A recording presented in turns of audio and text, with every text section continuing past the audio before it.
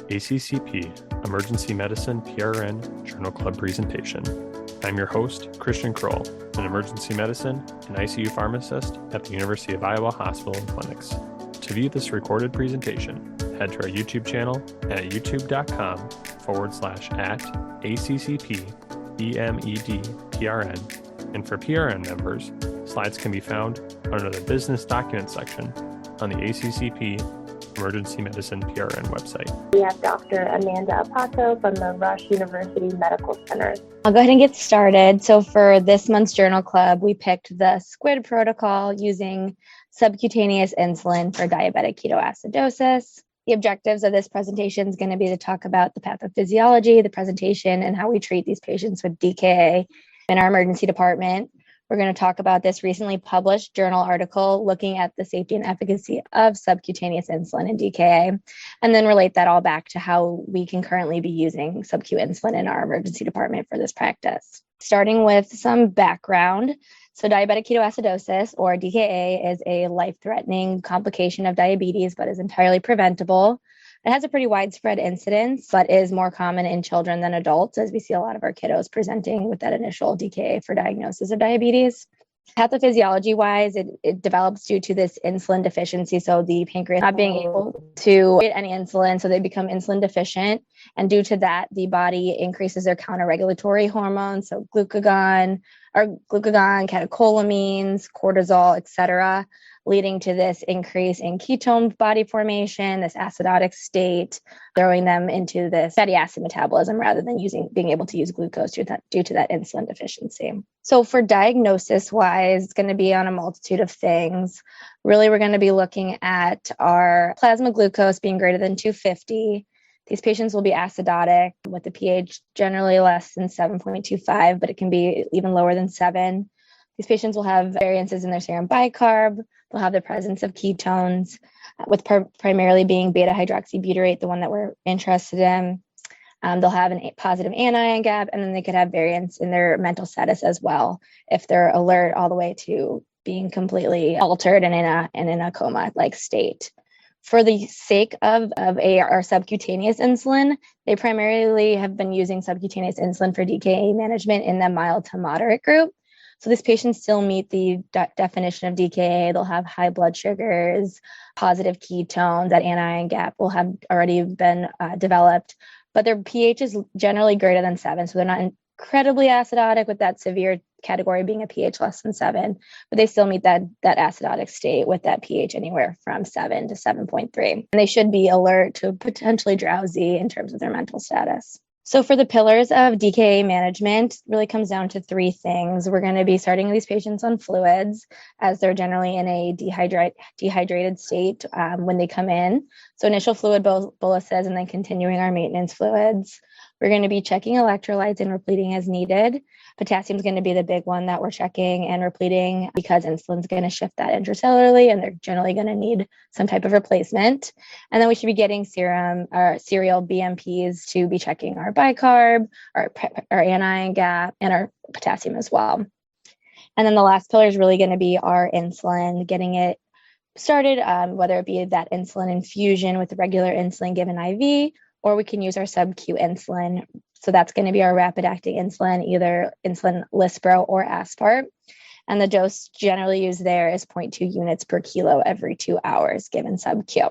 So kind of looking into some literature as to why IV insulin has been the mainstay of treatment for decades. So this is an outdated trial from 1977 that looked at regular insulin given IV versus sub-Q versus IM. And as you can see, it's pretty small groups, 15 in each, that were given those various routes of regular insulin. And they saw that they compared fall in glucose and ketones, and saw that the IV insulin group had a greater fall in their blood glucose and their ketone levels within that first 2 hours, but really no significant difference after that initial 2-hour mark. And that's kind of shown on this graph here. As you can see, it was an initial drop quicker in that IV group compared to the sub-Q, and IM was included in this aspect, but we don't do IM insulin any longer. So the authors concluded from this trial back then that the sub-Q delivery of insulin was effective, but inferior because that IV insulin had that greater drop within that 2 hours for our blood glucose and our ketones. So we can see why IV insulin has been the mainstay of DKA management for several decades. But there's been some emerging literature looking at sub-Q insulin in this patient population. This was a 2016 Cochrane analysis that looked at 5 different randomized controlled trials. In our mild to moderate DKA patients, could they get sub-Q insulin versus their IV regular insulin? So of those 5 trials, 4 of them used Lispro as their rapid-acting insulin, and 1 trial, which was actually done here at Rush, was used aspart as their rapid-acting insulin given sub-Q. And from there, they had 110 patients that received sub-Q insulin and 91 that were on the mainstay regular insulin infusion. And they really saw no difference in time to DKA resolution for either the Lispro or the aspart groups. Similarly, very similar rates of hypoglycemia. That wasn't statistically different either. And the length of median hospital stay was roughly the same for all the different groups as well. So from this Cochrane analysis of those 5 trials, they concluded that there was really no advantage or disadvantage for sub-Q insulin versus IV regular insulin in this mild to moderate DKA patient population. So it could be a good option in that specific group to get these patients off of it, not having to get infusions or being admitted to the ICU. So that led to the development of this trial, which I'm going to talk about, that was recently published here. So the SQuID protocol was a quasi-experimental pre-post study done at a single center urban academic hospital. It was published this last year in February. So this hospital of note did not have a intermediate care unit, and they were not able to use IV insulin infusions outside of the ICU. So they really implemented this protocol to see if they could prevent ICU admissions, manage these mild to moderate DKA patients without having to admit them to the limited availability of beds available in their ICU at this small center. So the objective of this study was to describe the efficacy and safety of this sub-Q insulin protocol for those mild to moderate DKA patients and see if there was a difference. For study timeline, they used 2 historical control groups, and due to the lovely pandemic, there was a pre-intervention group, the pre-SQuID group, which was from November 2020 to May 2021.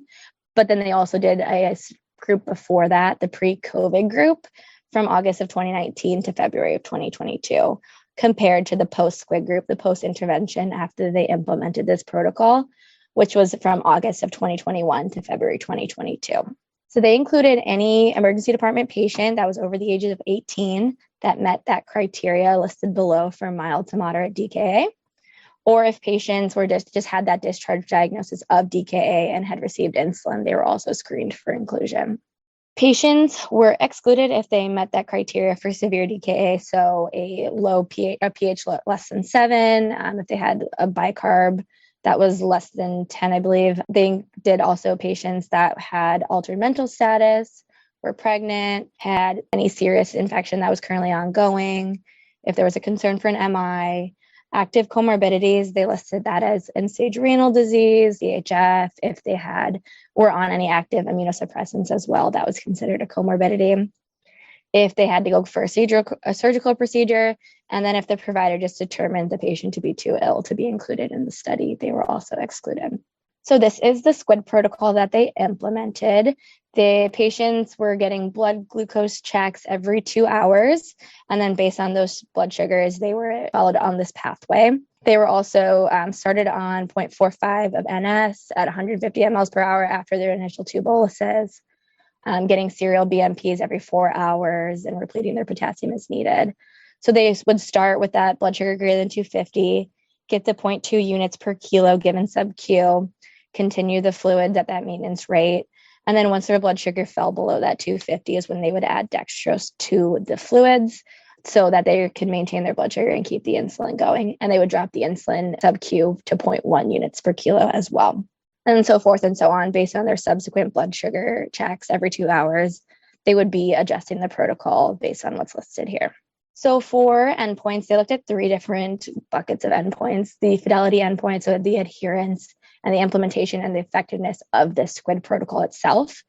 They used the amount of point of care glucose checks per hour as their marker for fidelity, but that's the only thing that they assessed in terms of that fidelity endpoint. For safety endpoints, they looked at the frequency of hypoglycemia events, basically meaning those patients required any type of rescue dextrose because their sugars fell too much. And then lastly, their main thing that they were looking at was operational outcomes. Was the ED length of stay different in terms of sub-Q versus IV insulin? And did they have a difference in ICU admission rates? For statistical analysis wise, they calculated using a one-sided Mann-Whitney U-test to determine a difference of less than or negative 2.9 hours in that intervention group to be statistically significant for that ED difference in length of stay. They use otherwise descriptive statistics, chi-square, Fisher's exact for those differences between ICU admissions.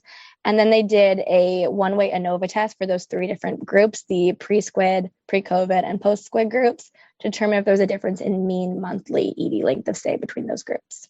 Getting into the results. So for the intervention group there on the left, there was 218 patients that were screened for inclusion. 41 of them were excluded, mainly for being to be categorized as severe DKA. So of the 177 patients that were included, 78 were on the SQuID protocol and 99 were on the traditional IV insulin protocol. And then for our historical controls, pre-SQuID and pre-COVID, there was 54 of those excluded, all for being severe DKA patients. And then of the 324 that were included, 163 of them were in the pre-SQuID group and 161 were in the pre-COVID group. For baseline characteristics listed there, post-intervention, as well as our historical cohorts. As you can see, the age was generally younger for the SQuID group with that median of 41.5 years, where our traditional pre-SQuID and pre-COVID groups were on the higher end of the 40s to the mid-50s in terms of age. Also, in terms of sex, there was more females in the SQuID intervention group compared to the others. They also had a lower acuity, so an emergency severity index being a higher number, so 2 or 3, but lower acuity overall compared to the traditional pre-SQuID and pre-COVID groups.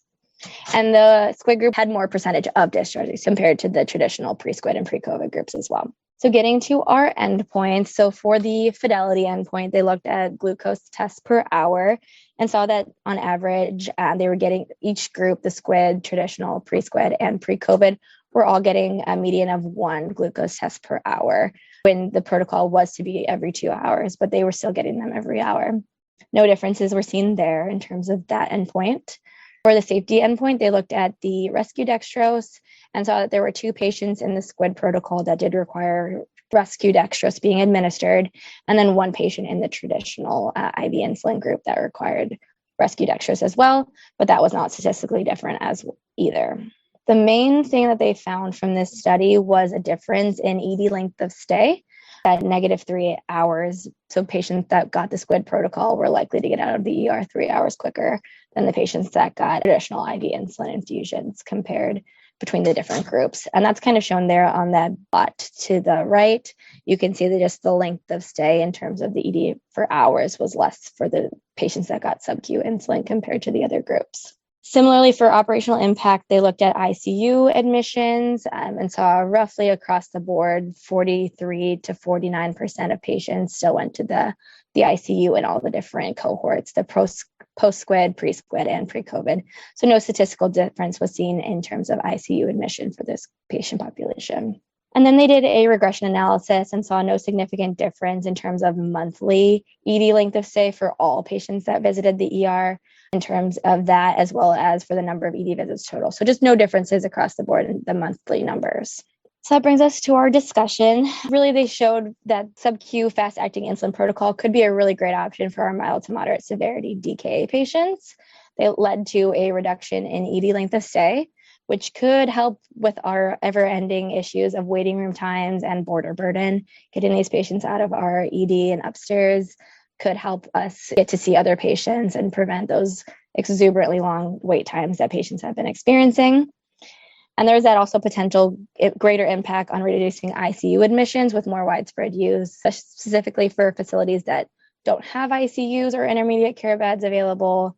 And we can prevent those patients from having to wait in our ER for those beds to open up. But there are a lot of confounders from this study to consider and a lot of things that could be further investigated in future studies. So I just want to talk about some strengths of the study.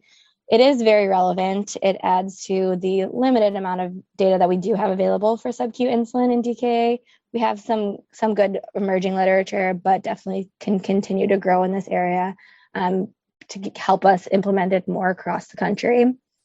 This is one of the larger sub-Q DKA trials to date, so it does, again, add to that limited data that we do have available.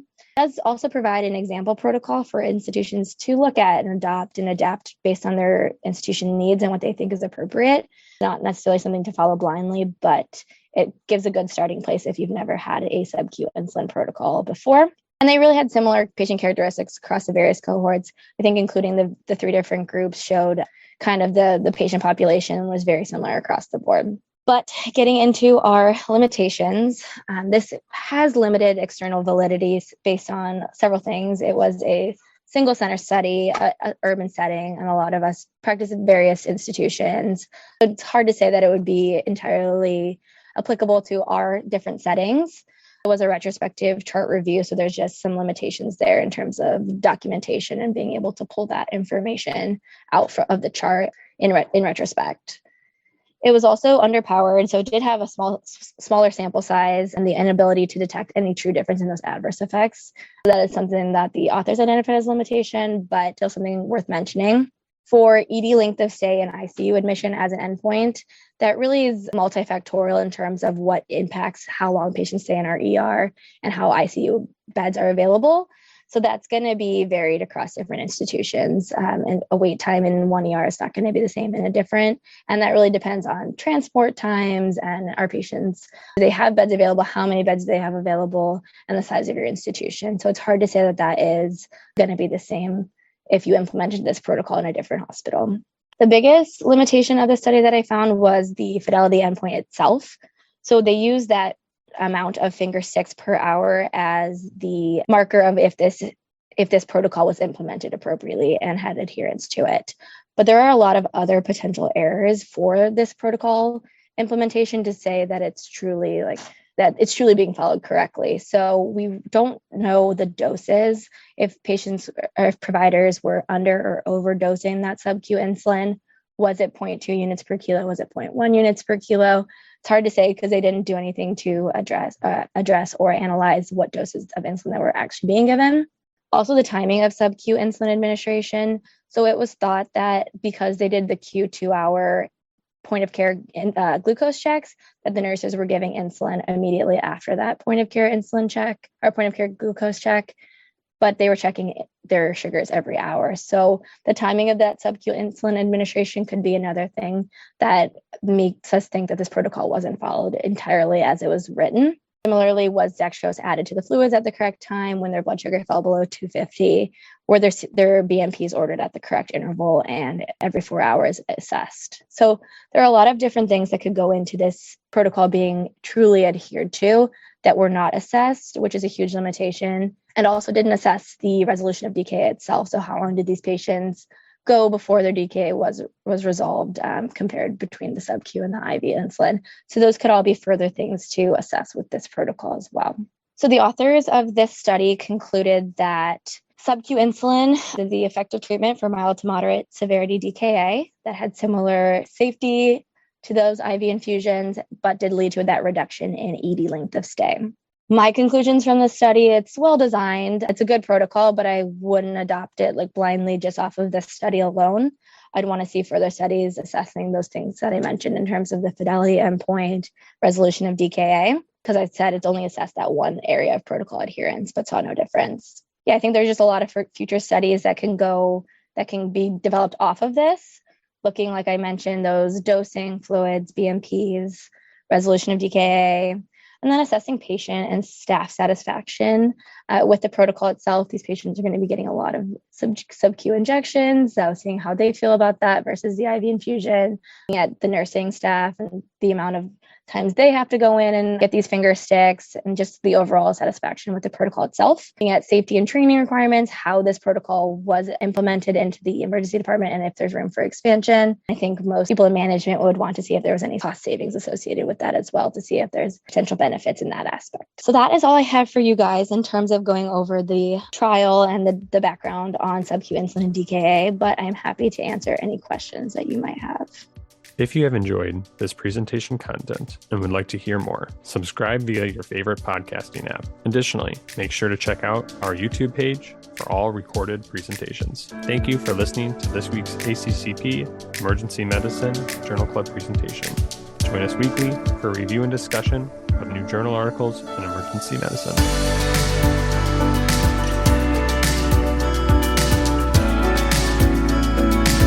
This podcast provides general information only and does not offer individualized medical or professional healthcare services, including pharmaceutical advice. The contents and materials in the podcast are not intended to be a substitute for inpatient pharmaceutical advice, diagnosis, or treatment. And the use of the contents and materials in the podcast does not constitute a pharmacist-patient relationship. As a result, the information in and materials linked to this podcast are applied at the user or patient's own risk. Users or patients should consult their physician or personal healthcare professional.